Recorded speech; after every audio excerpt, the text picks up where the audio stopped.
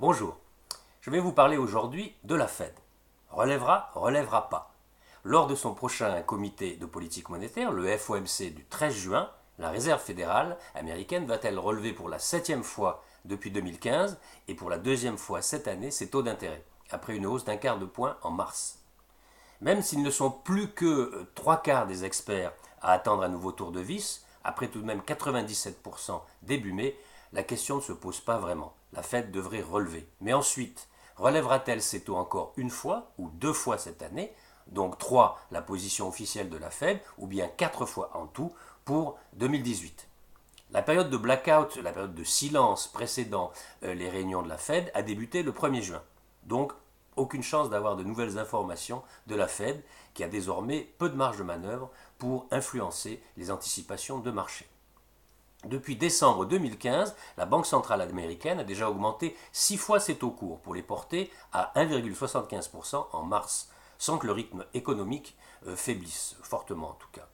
Et d'ailleurs, les chiffres sur le momentum de l'économie américaine, publiés en mai ou récemment, sont bons. Les créations d'emplois, par exemple, ont été fortes, avec 223 000 créations après 159 000 en avril.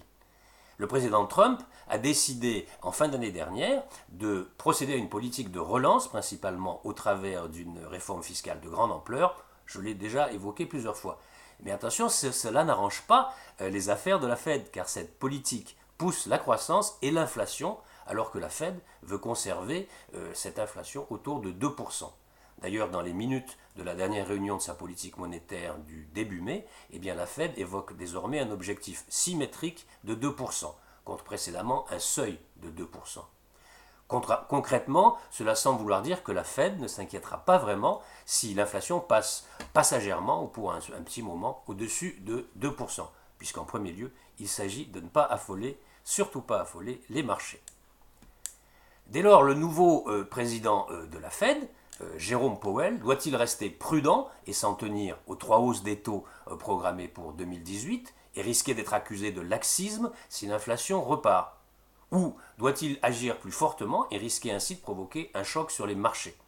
Le mandat du nouveau président de la Fed commence par une situation pour la moins complexe. Voilà ce qu'écrivaient très récemment Emmanuel Auboineau et Xavier Dornelas, gérants associés chez Amplegest. La principale surprise a été que le FOMC de mars a continué d'indiquer s'attendre à 3 hausses de taux cette année.